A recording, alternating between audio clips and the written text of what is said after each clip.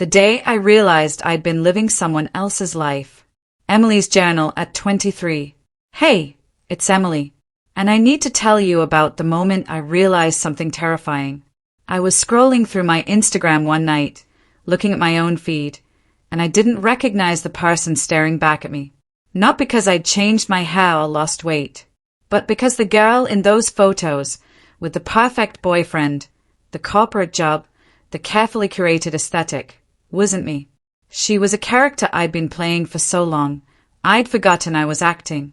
Every opinion I had, every choice I made, every dream I chased, none of it was mine. It was all written by someone else.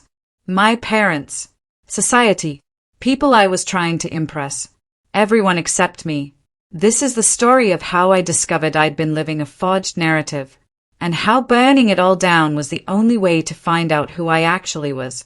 Let me explain what I mean by a forged narrative, because I didn't even know I was trapped in one until it was almost too late.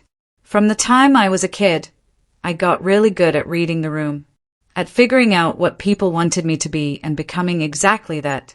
My parents wanted the achiever. I became valedictorian. My high school boyfriend wanted the cool girlfriend who didn't get jealous. I swallowed my feelings and smiled through his flirting with other girls. College friends wanted the party girl who was always down for anything. I became her, even though I'd rather have stayed home with a book. By the time I graduated and moved to the city for my first real job, I'd collected so many different versions of myself that I couldn't tell which one was real anymore. I worked in public relations at this boutique agency. It looked glamorous from the outside. Fashion week events, celebrity clients, champagne brunches that made for great Instagram content. My parents were so proud. Our daughter works with celebrities, they'd tell everyone. But I hated it. The superficiality, the constant performance, the feeling that everything was about perception and nothing was about truth. I was dating this guy, Marcus. Successful, attractive, said all the right things. My friends were jealous. My mom kept hinting about engagement rings. On paper, he was perfect. But with him, I felt like I was reading from a script someone else had written. He'd tell me what restaurants we were going to, what parties we'd attend, even what I should wear because sight and colors photographed better. And I'd just comply, because that's what I did. That's who I'd trained myself to be, the girl who made everyone else comfortable. I had this apartment in a trendy neighborhood that cost way too much but looked amazing in photos. A closet full of clothes I'd bought because influencers wore them, not because I liked them. A social life that exhausted me but looked enviable online. Everyone thought I had it all figured out. But every single night, I'd lie in bed with this crushing anxiety in my chest. This voice whispering, this isn't your life. This is a performance.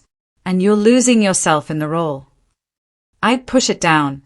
Tell myself I was being ungrateful, dramatic, that everyone felt like this sometimes.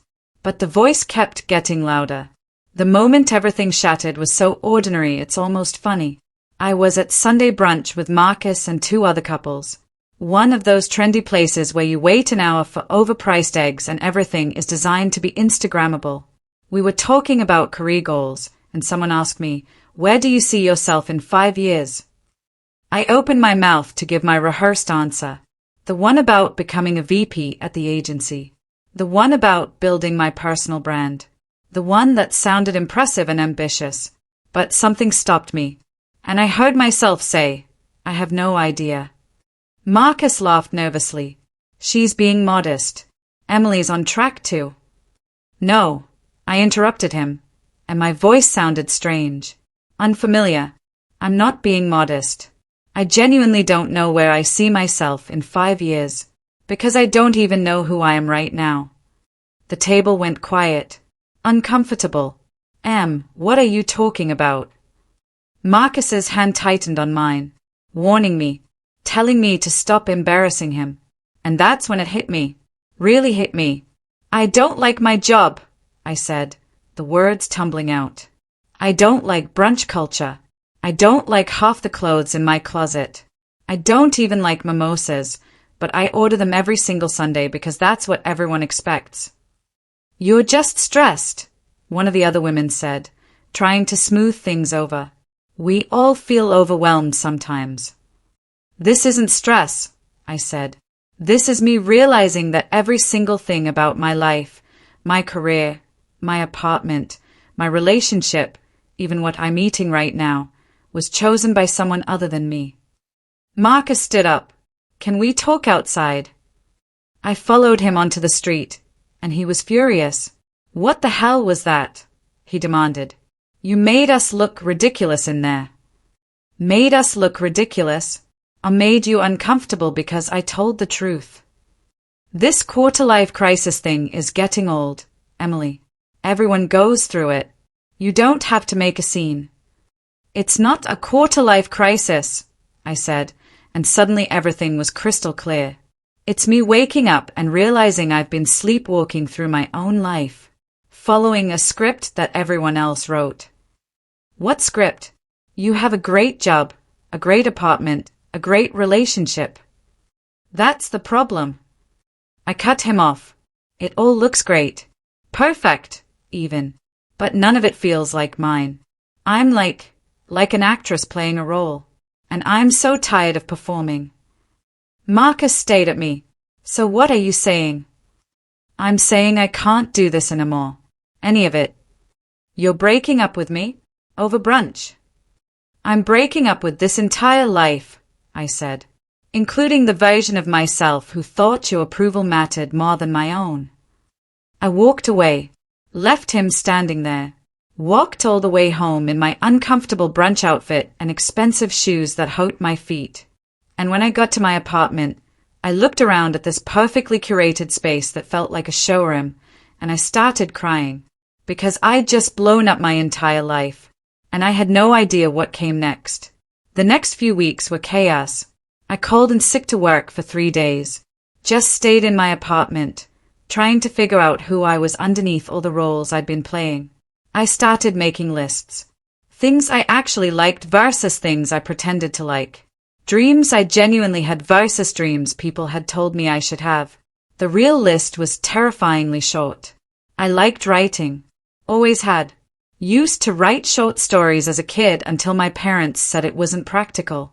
I liked vintage bookstores and quiet coffee shops, not trendy brunch spots. I liked staying home on Friday nights with a good book more than going to networking events. I wanted to live somewhere affordable and cozy, not expensive and Instagram-worthy. I wanted a relationship where I could be honest about my feelings, not perform constant happiness. These seemed like small things, but they were mine. Actually mine. My best friend came over on day 4.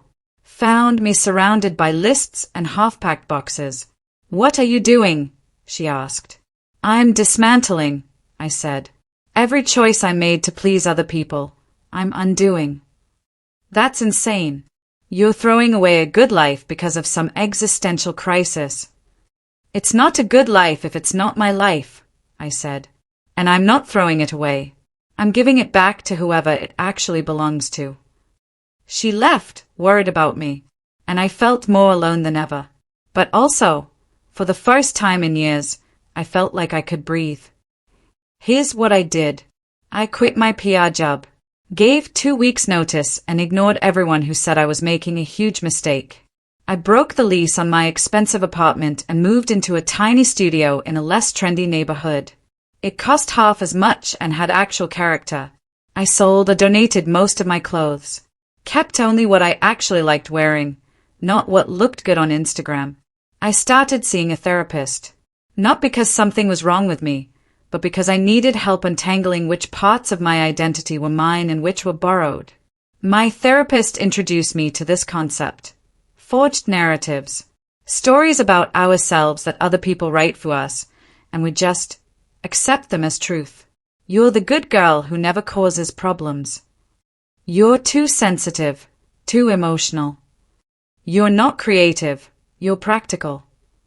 You need a stable career, not a passion. I'd been living inside so many of these forged narratives that I couldn't see them anymore. They'd become my reality. My therapist gave me an assignment.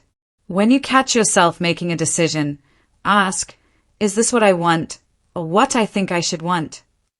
It was harder than it sounds. I got a job at an independent bookstore.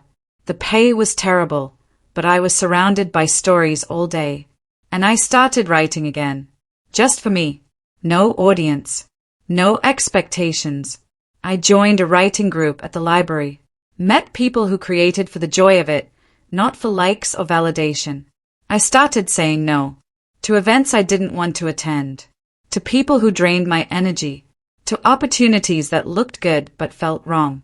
And slowly, I started feeling like a person instead of a performance. My parents were disappointed. My old friends were confused. Marcus posted photos with someone new, someone who fit his life better than I ever did. And I felt free. 3 months after that brunch, I barely recognized my life. But this time, in a good way. 6 months later, I started this journal. Emily's journal at 23, documenting what it looked like to choose yourself after years of living for everyone else.